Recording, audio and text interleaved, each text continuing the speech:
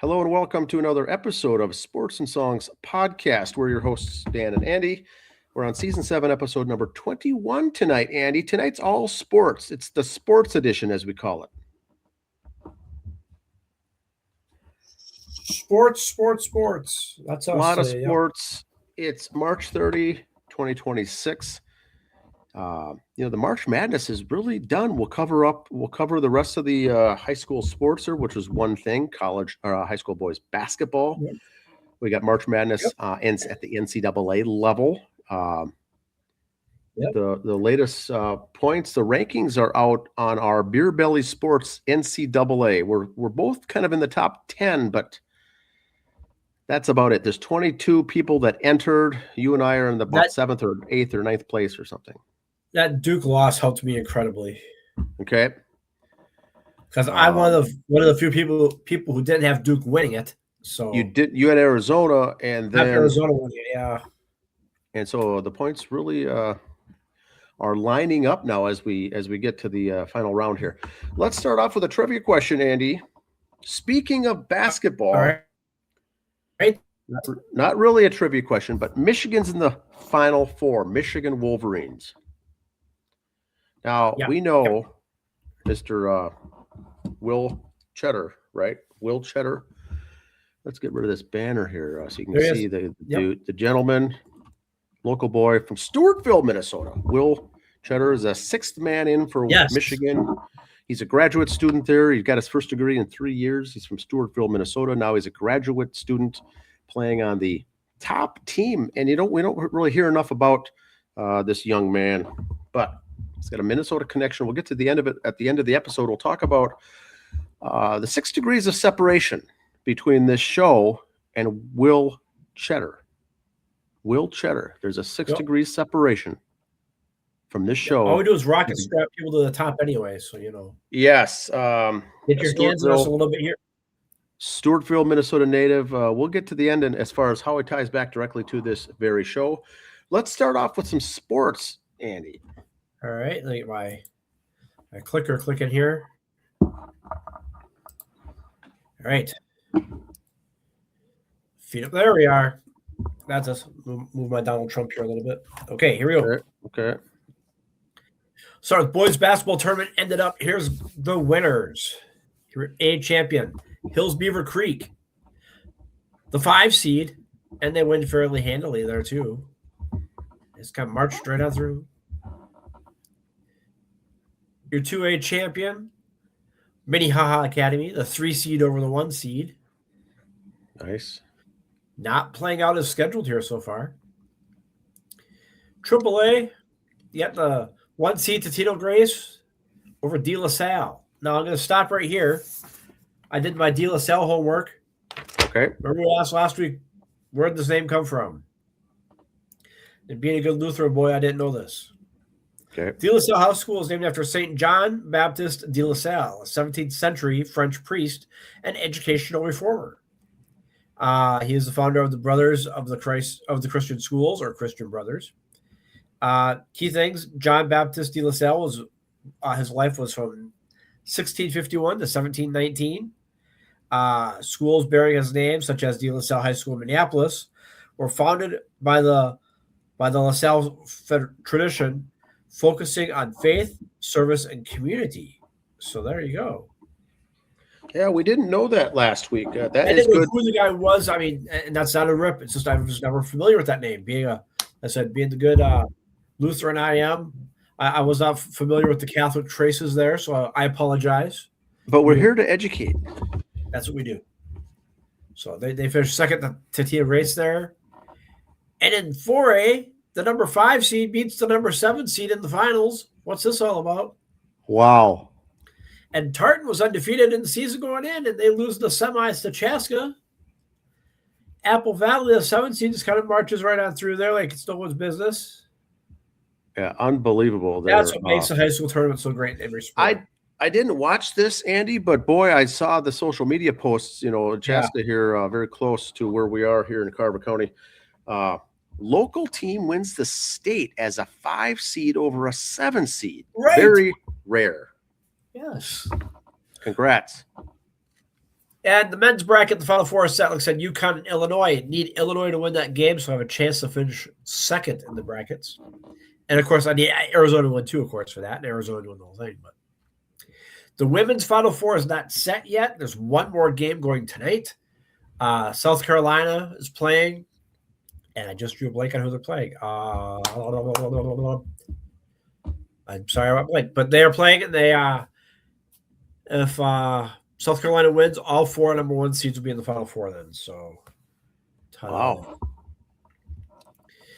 Wasn't this a beautiful thing last night, Duke losing? Now, there's been all the speculations on this. Why did you do this? Why did you do that? Carlos Boozer, or the Boozer boy, I shouldn't have passed. Blah, blah, blah, blah, blah. Okay. I took this screenshot here. Duke is up by 2. 10 seconds to go, and they're inbounding the ball after a free throw. Okay? You have 10 seconds to get it up court. Inbound it the guy and just have him sit there holding it. Either they're going to foul him or the time runs out. Even if they call a 10-second violation and put 0.1 on the clock, that's not enough to shoot the ball. Why Duke was passing it around, I have no idea. Sit there, let 5-6 seconds burn up before they foul you. You got a 2-point lead anyway. But I don't know. I don't know. Fair enough. But don't say cool yet. That wasn't the biggest brain fart of the weekend in college basketball. Okay. How many guys are you allowed on the court at a time, Dan? 5. Yeah, someone told Nebraska that. They're down by 3. With a minute to go, they put 4 men on the court. Ouch. After a timeout. Iowa goes down, easy layup to increase the lead to 5. Now, Hoiberg did the good thing as a coach. He jumped on the sword on that one. I'm the coach, my bad. If Iowa wasn't already up by 3, say Iowa was down by 1 and got this play to take the lead, then it'd even be worse than it is. Iowa was up by 3. They increased the lead to 5. And here's the questions we'll never know the answers to because no one will answer them straight for you. A, how long did it take Iowa to realize that they were that Nebraska was short of men on the court? Because seriously, you're worried about who you're guarding. Did they catch it right away? B, I don't know what the timeout situation was. Looks like they each had 1 left. Why didn't an assistant coach, another player from Nebraska, someone shout timeout? Even if Nebraska was out of timeouts and there's a penalty, a foul for like the Michigan game, I'd rather them shoot 2 free throws and maybe miss one than give them an easy 2 points and take time off the clock. Again, Hoiberg, you're coming out of a timeout. I know from being in that circle. You know what 5? He's got the 5 sitting around the little chalkboard as he's talking. Why'd that 5th guy not go out? And if he was told someone else was subbing in for him, where was that miscommunication? You have at least 3 other coaches plus other guys on the bench, and no one said a thing. We'll never know the answers to this. We got a better chance of finding out who shot JFK really than we figure out what happened here. Yeah, it's a random thing. Now, typically, like you said, Andy, the guys will go out there with the towel or something and hand it to the sub, and they'll bring it back. And so you know it's a 1-for-1. You're not left standing without knowing what's going on. Now, they had the timeout. They're typically sitting on the chairs with the chalkboard, the 5. The rest are standing. There must have been something different because, like you said, the assistants didn't notice it. The head coach didn't. No one was waving what's going on. There must have been something must have fallen through the cracks. And that would be good to know because I can't imagine how something like that would happen, especially in an NCAA tournament game like this where you've been playing 30 games already, 35 games. Well, you've been playing since you were 4. Now, if this was first, opening weekend down at the Caribbean Classic, maybe you could see, but it's something must have. Who had the brain fart? And like I said, it was multiple people. You got how many other assistants? You got that 13th guy on the bench. How many guys like that Iowa knows it right away and quickly inbound, and hopefully they could get away with one, which they did. Yeah. I would really, really love to know if any. Obviously, those other 4 guys that go, where the hell's the 5th guy? I mean, Well, you laugh that's got to be a shocker. When you look at football all the time, you always see the punter counting everybody all the time before they snap the ball. After a timeout, why is there one guy in basketball going 1, 2, 3, 4, 5? I mean, I know it's Nebraska. 5's a big number. Ooh. Don't want to go there, but really, where's your checks and balances, people? Yeah, it's so bizarre that would even happen. So it must have been a communication and someone assumed something, and that's all I can think of. I mean, that was a group effort because, like I said, how many people had this slip through their fingers? All right, hockey Frozen Four is set. Michigan, North Dakota, Denver, and Wisconsin. So, excuse me, there we go. 4 teams right there. So, yeah, Michigan, North Dakota, Denver, Wisconsin playing in Las Vegas. Ooh. Okay, that's going to go well. All right. The big dumper. Yep. 2 for 15 this year with 10 Ks. Was last year a fluke? Is he just off to a bad? He did terrible in the World Baseball Classic, too. Now, he's always called a good game. Defensively, he's great. Was last year lightning in a bottle? Was he just in a zone all year? Is this the real Kyle Raleigh right now? Is he in a bad slump? Who knows? Well, he was hitting everything last year. And so in order to hit everything as good as he did, it almost seemed like he knew what pitch was coming. And so it almost, if there was cheating going on, it would have to be last year, and something changed from this year because he just looks like a regular hitter up there. Yep. So let's just hope he's just a flunk. He's not a 2 for 15 this whole season, and that's really flaws last year, but we'll see. And one more thing in all sports, but this happened recently in baseball, so they get tagged for it. One thing I am sick and tired of is the jersey swap.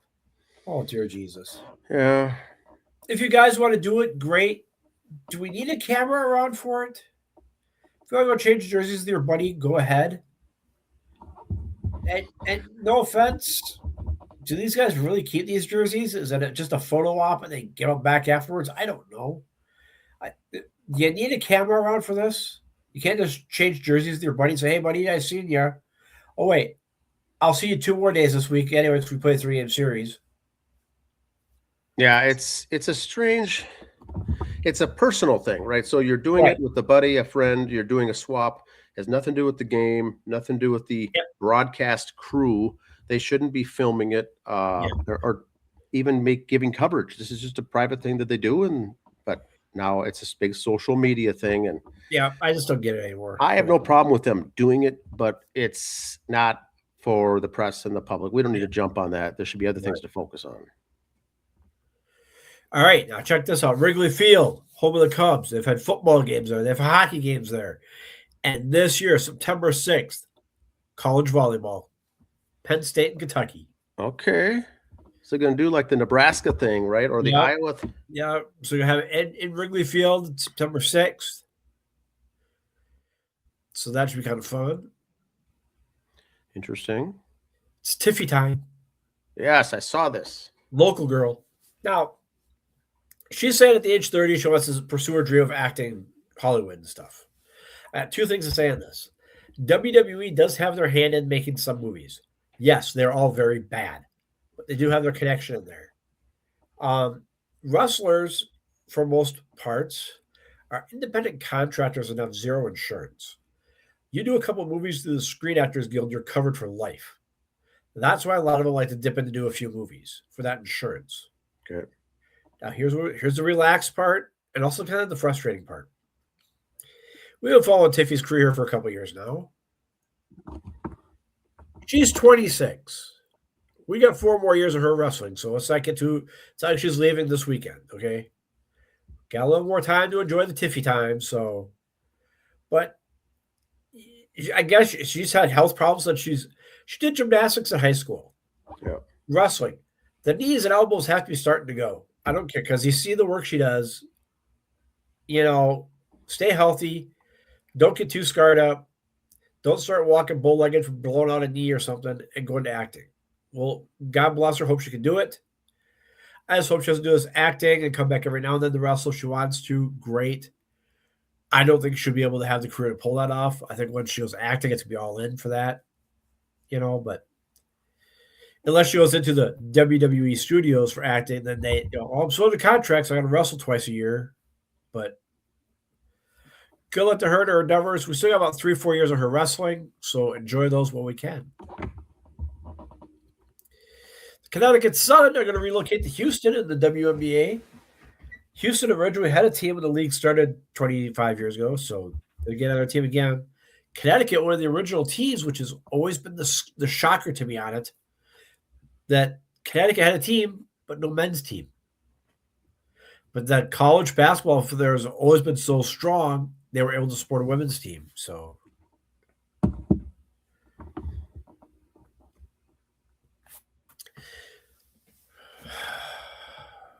we will be following this very closely here. Serious note here. Maybe see some special episodes this summer coming up on this. The federal government is suing the state of Minnesota over transgender athletes in girls' sports. Something we've covered here extensively. We try not to do it too much to beat the horse on it. But I think what we're going to do is with this topic, you won't see it on the regular show like this too much. You're going to see a lot of special episodes on this because it's going to be a lot of so much will happen in a few days, then nothing for a while. A whole bunch in a few days, then nothing for a while. Why? Because it's a government thing. So keep an eye open here on the social medias. You'll see us posted on the YouTube and that. As stuff comes up on this, it may be a 3-minute video. Just one of us putting something out to update you. We're going to do more videos on this to get it out there, not just a social media posts. This is a very important thing. So follow us here and we'll keep you up to breast on that. And this relates back to the softball, right?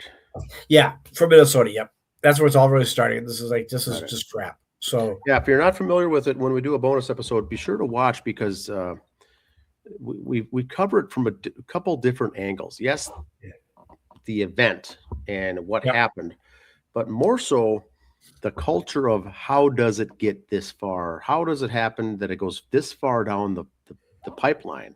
Yeah. Without anyone raising up and saying anything. And so that's the dilemma that we're in now. A lot of these schools, and I think it's a lot going on. And if you don't make the state, you don't win the state, it's looked the other way. They don't really care. This was featured because the team went to the state final. Yeah. So that's kind of a question that we've had is won the championship. And it was kind of a how does something like this get this far down the road? But it happened. Yeah, so just keep an eye. Won't be as often as we like. As it happens, because it's going to be a slow-moving bus, might be months on it, but you'll see it here. We'll follow it and keep you updated. Chase Elliott wins the race at Martinsville, his first win of the year, and it was 11 years ago. He made his race debut at that same track and crashed. Same date and everything. Ooh. Okay. But, Chase is a professional. 11 years in the sport already. He's still at that, to me anyway, because he still feels like he's a kid. But yeah, he got his first win now, so he's up to third in total points. It's not the win and you're in for the playoffs anymore. It's still total points, but you get a lot of points for winning, so that's a good thing. They took a gamble at the end of the race, not to pit to stay out. Other guys pitted. He stayed out. It paid off. So track strategy. It's the chess match you watch when you watch NASCAR. It's kind of fun at the end. All right. Did you add something here, Mr. Dan? Yes. So Jay Robinson passes away at age 79. Longtime, this was yesterday, longtime Minnesota Golden Gophers wrestling coach. And, as big and as good as he was, this is interesting stuff here. I got an image to show. He spent 30 years as the Golden Gophers NCAA Division I wrestling head coach. And I listed here the different times that their teams that he coached finished in the top 5 in the nation. Top 5 in the nation. 3 times national champions. 6 times runner-up in the nation. I mean, this was not a dynasty, but these guys were so good, and he was so good that he was putting up unbelievable numbers. There's a few instances there that I have listed that they finished 3rd place overall or 5th place. The years with nothing there that they may have finished 6th place or farther down, always in the hunt. This guy was elite, and the win-loss records on the right side is their overall win-loss record for the year. Not the Big Ten, not how they did in conference play, but just overall. When you're looking at 440 wins as a wrestling head coach where you really wrestle 20 times, you're wrestling 20 times a year, 20 to 22 times a year, even to get up to the stat where you were the head coach for 440 matches, it's huge. But he has 440 wins, 143 losses, 5 ties. And, Penn State recently has really run away with it. But back in the day, these Gopher teams that he put out there were very good with the number of wins. He really had, I believe, 2 losing seasons when you look at his win-loss record. And one year they ended at 500. So 27 years of winning records. Imagine if you were a football or a volleyball coach or a hockey coach, a baseball coach. That many back-to-back-to-back years of winning records and success. You don't hear that very often. He died age 79. The 2001, they won the national title in 2001. Now check this out, Andy. Here's the team. Here's the photo from 2001. And I don't believe they had a single person at the 10 weights in the national finals match. Jeez. But every one of their wrestlers, all 10 were in the top 6. They all placed. Every wrestler was an All-American on this team and finished anywhere from 3rd to 6th place in the nation at every weight. So when you talk about balance, because you saw Penn State win it, they won what, 6 of the 13 weights or something like that. God, it's unbelievable. So when we talk about sports, when you have a couple superstars in the team and then a couple also rans that are on the team, you could get far, but you're not going to go unless you have a full team of good wrestlers, good athletes. All these were All-Americans. All 10 weights, the starters were All-Americans in this year. They won the nation, and the depth that they had up and down the lineup, there was no weak spot. And so when we go back to this record, he compiled some very awesome, this guy was a stud as a head coach, put together some huge scouting. And so what we see with football, we always hear about PJ Fleck can't get the local guys, right? Can't get the local. The big football players go elsewhere. It's tough to scout. Back in those years, if you were good and you got an offer, if you were in state from Minnesota, you got an offer for the Gophers, you were going because that was where you wanted to go. That was your dream job. So something was going on right there. Something was happening that was right. And he got the local kids. The local studs all went to the U. And then the guys that fell off the radar that didn't go to the big schools, the D1, ended up going to the schools like Augsburg or something in D3. And those were powerhouses. Those were powerhouse teams in all these years. Now, Andy, one thing I do want to note here is in 2002, they won the national title and went 19-0. But do you remember this? Do you recall this 2002? I had a hard time even remembering this. And you know why? The Golden Gopher hockey team won the national title that year. 2002, the Gophers were in the Frozen Four. St. Paul Xcel Energy Center was hosting. That's all the media was talking about in 2002. The winter sports was Golden Gopher hockey, and that's all we talked about. The Gopher wrestling team wins the national title, and it was an afterthought as far as the press. It's just, that focus was on that Gopher men's hockey team, and rightly so. They were good, but they were not this good as far as that team, undefeated, going the distance. And I don't think a lot of people know that, but they won the national title. Now, what year did he start coaching? Right at the top there, 1986. So that was 86. back those Gopher Sports. You look at Gopher Sports here. You had him. You had Woog, who's getting all Minnesota kids and was here forever. Hockey. You had the baseball team had the same coach forever. Get a lot. So Anderson. We had a lot of coaches with you that had a lot of longevity here that were, doing a great job. So yeah, and we hear it in the bigger sports, the more prolific sports. The best kid, the best top kids in Minnesota will typically go to a big conference, a big school, a Power 5 school, and you don't get that. And back then, these wrestlers were coming here. Plus, if you were from outstate and you got an offer to come to wrestle for the Golden Gophers, you took it because Jay Robinson was the head coach. I mean, this guy, a stud, very good. Died at age 79.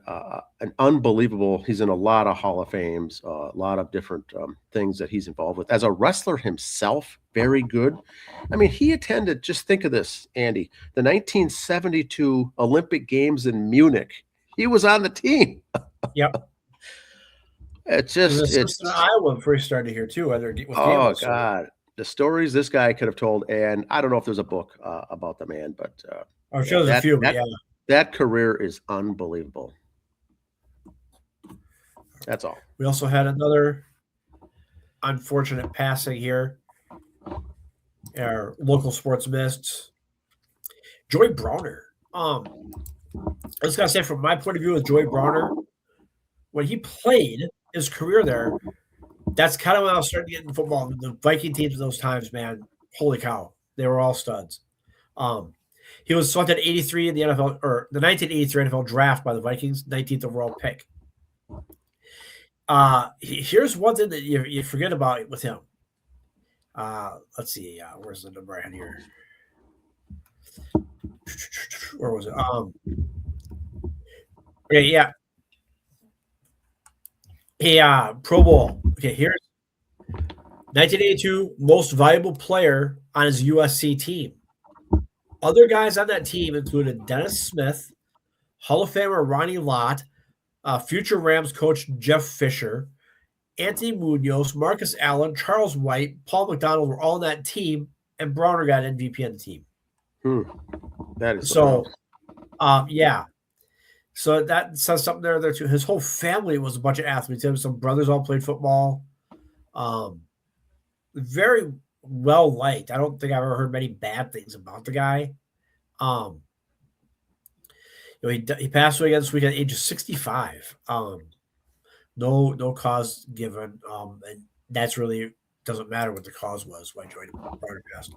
The one thing I remember about him too as a kid growing up watching him, you had, like I said, Ronnie Lott as a pro.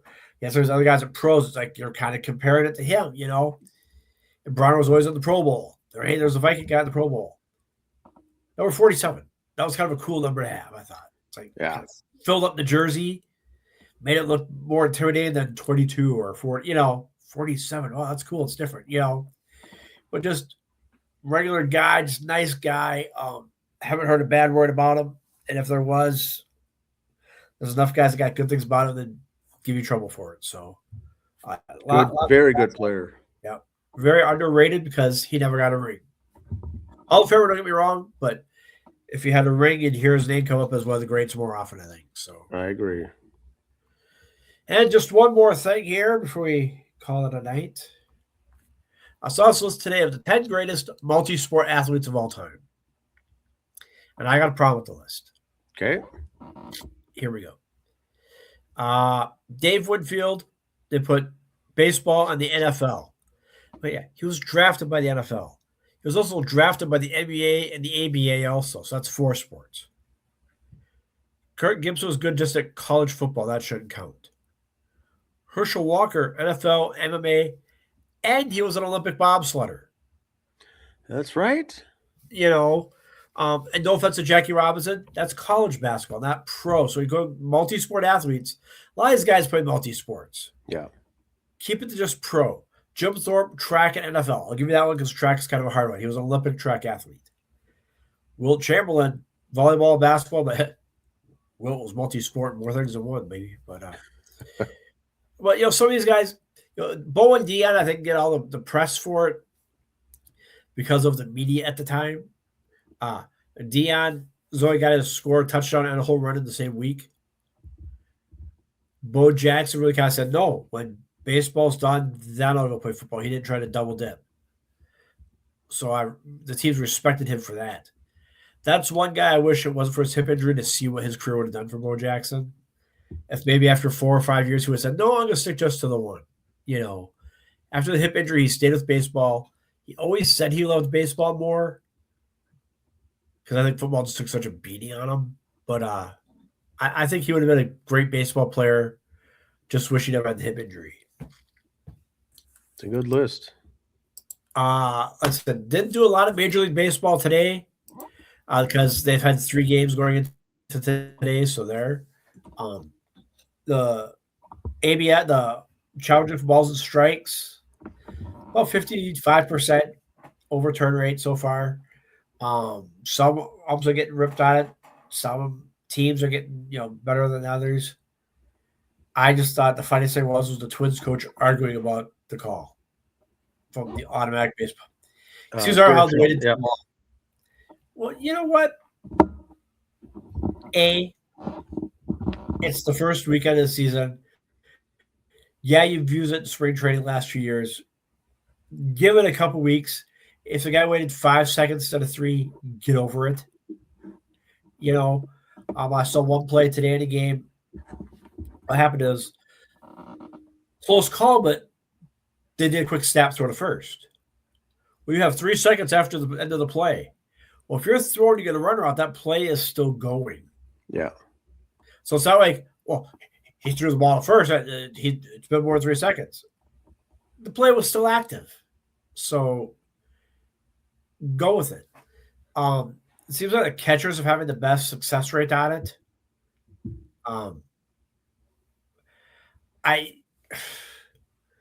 You see some of these are making it by by 0.5 inches it was a strike, or it's like, okay, you kind of, you got it right, but don't go pat yourself on the back too much. Like, I knew that was whatever. I would like to see. It's like we talked about when we talked on last week's bonus episode. We were talking to Pat Sheena and the boys about stuff like that. It's kind of going to be a strategy thing when you use it. If the other guy's rocking, do you say, all right, I challenge that call? Unless it's right down the heart of the plate, it better hit the line somewhere. Because say I want to challenge it, and it's not even close to touching the line. Mm-hmm. Should that be an extra penalty against the team that challenged it? Yeah. Like a delay game. Like, I think that was actually a strike, not a ball. Well, no, it was a ball by obviously so far. So we're adding another ball to the count now too for delay game, Maybe something like that's going to come up. Don't know how that's going to work. I don't think you'll see anyone doing that. You never know. If the rain's coming and we can finish this inning and we're ahead after 7 innings, challenge it. Now these challenges are happening fast though too. I mean, they got to replay like that now. So you're not killing time. You're not going to see it as a strategy that way. Was it long enough to kill a pitcher's momentum if he's like, man, he's throwing 8 strikes in a row and he's painting the corners, Like we talked last week. I'd love to have this system in play when Tourney Gwynn was batting or when Greg Maddux was pitching. No. Challenge Greg Maddux. I dare you. Or challenge Pedro Martinez because he'll make sure that next one goes in your backside, So.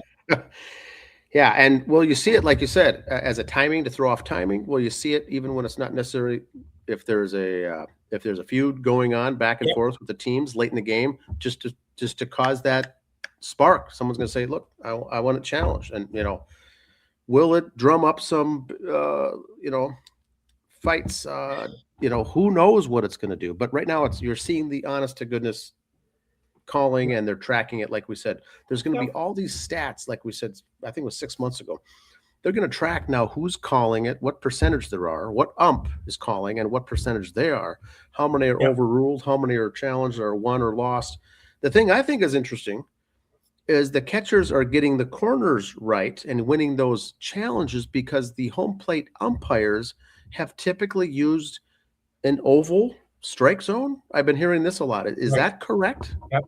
See, I never That's got. I've heard too. Is more of a circle instead of the square. I mean, I remember we were kids. Is that how they're taught?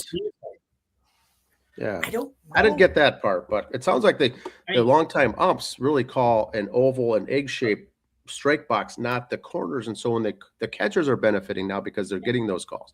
What I do like is that it's going to start taking the framing out of all these plays. The framing is going to be irrelevant. They've been working so hard, the catchers, last couple of years to get this framing. Now every catcher's doing it, whether they need to frame it or not. They're just instinctively doing it. But that should eliminate the framing. Catch it where it is. It's already going to call. The ABS system is already going to track it to make it irrelevant. You don't need to do that now. So that's something we may see as well. Yeah. And, I remember umpires back in the day when we were kids watching it, they all had their own strike zone anyway. Correct. You knew this guy was always inside. This guy was always high. This guy was always low. So you knew who you had.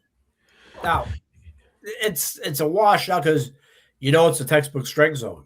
But back then, you couldn't have a automatic recall system like this with so-and-so who had a high strike zone or an inside zone,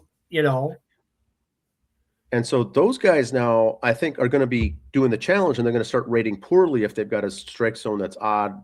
Now it's all trying to get normalized is what it's going to be. Yeah. That'll be interesting this year, how all this shakes out. And we saw those charts. We put them on our socials last year. These guys were rating the umpires throughout the year anyway. We see their scorecards. Now, this is going to be evaluated on that too. So truly in the playoffs, we will get the best of the best for umpires.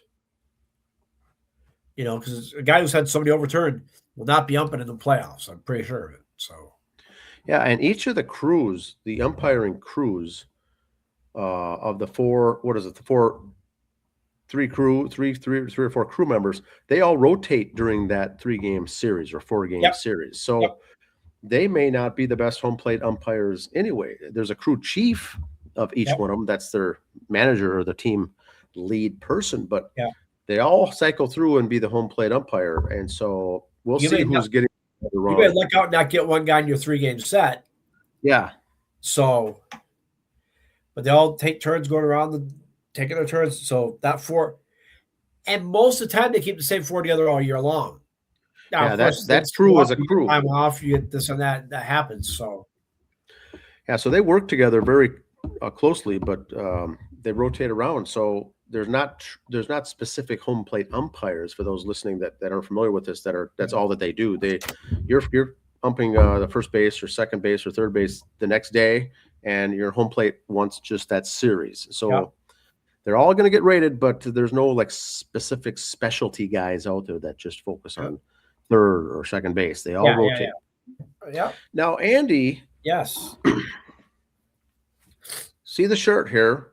Yes. UFL kicked off another season here, kicked off week number 1 this last week. The Columbus Aviators here, I have their shirt on today. They lost.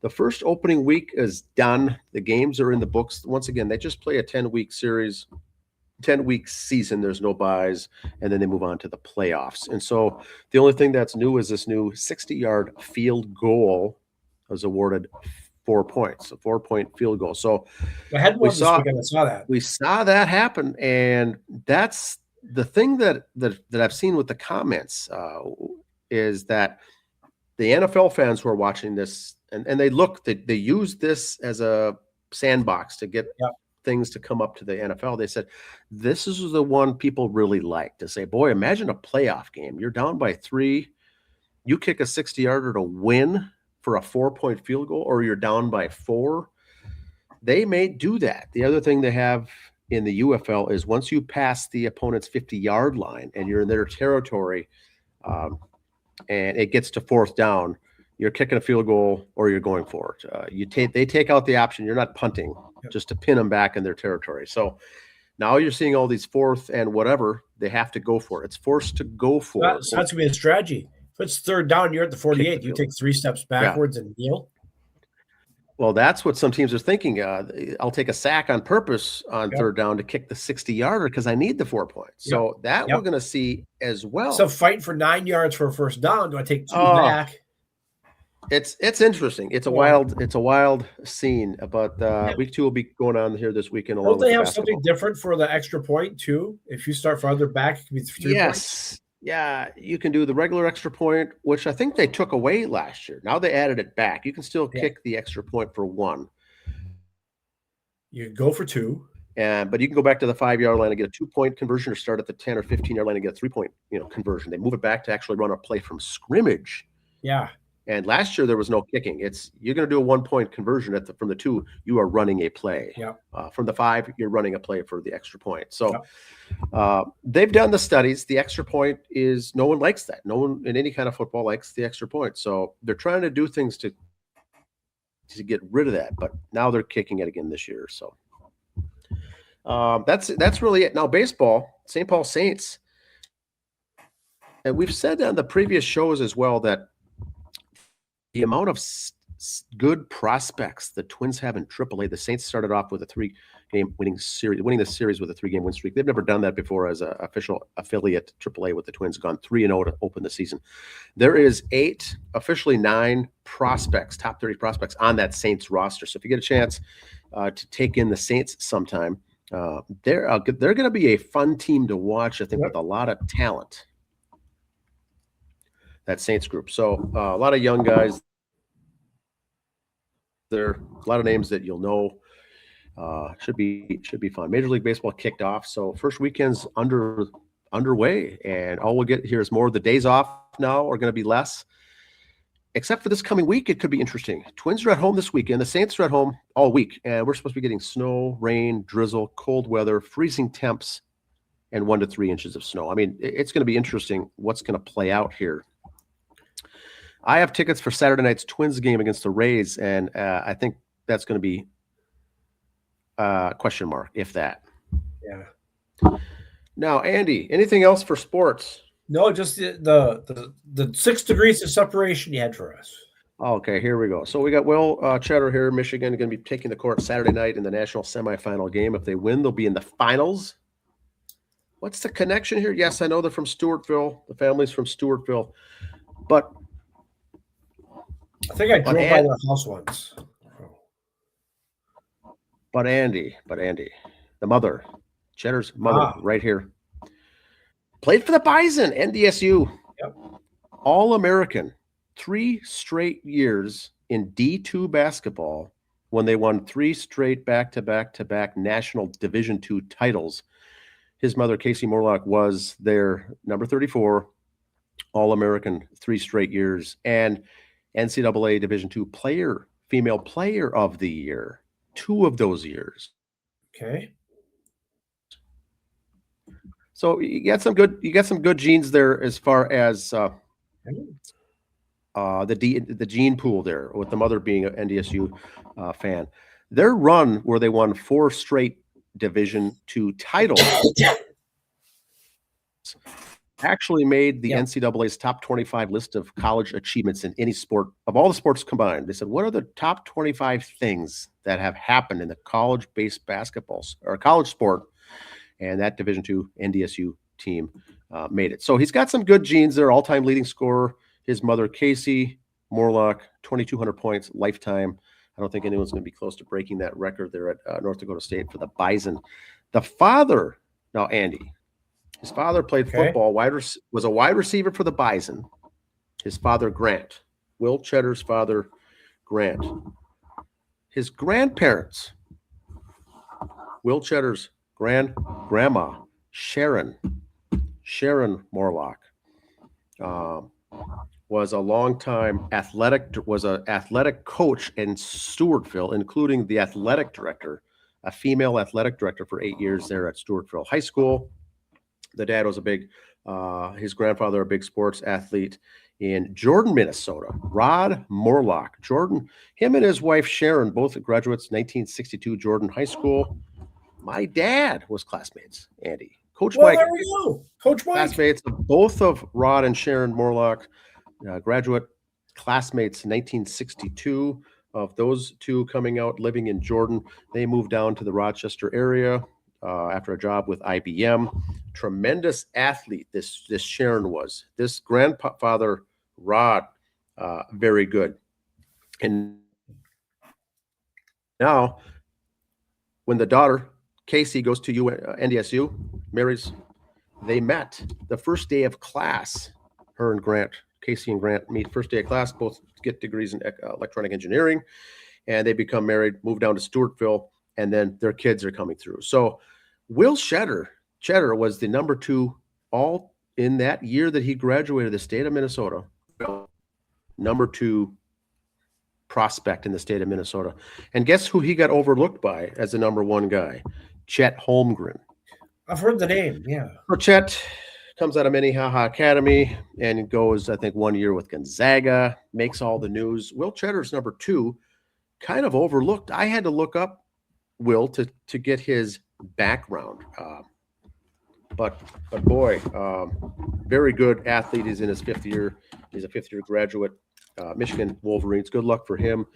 As you look at him and his parents both going to NDSU, his grandparents on the one side of the family, both from Jordan, 1962 grads. They're connected to the show here in some fashion, 6 degrees separation. Good luck to Will and the Wolverines. Good team. All 4 Final 4 teams, but boy, that Arizona versus Michigan team is going to be a good one. No, I just got a couple things on that. Hey, first of all, when she was at NDSU, that was right after I left. Coach Amy Rulli up there at the women's team did a great job. The teams when I was there were national champions also for a while. So great blood up there. But also, you said how he was second to Chet Holmgren, whose dad went to high school with my wife. Oh, really? Okay. Yes. We're all family here. We're all family. That Holmgren was a gopher coming out of Prior Lake Lakers. Yes. 7 feet tall, wasn't he? Yes. I think the Prior Lake had a couple 7-footers that year or something like that. She keeps talking about. But yeah. They had a couple, I think, in the same team, perhaps. And then a few years after that, the Golden Gophers had, I think, at one time, 4 or 5 on their roster on one team over 7 feet tall. Yes. There was some big time Golden Gopher basketball back then. But you go 6 degrees, you could pretty much connect with anyone. But interesting stuff there. It's nice when you're involved in one of those degrees somewhere. Yes. That's good connection. That's all we got for this week. Please leave your comments and questions below, and we'll see you next week. Happy Easter. Happy Easter.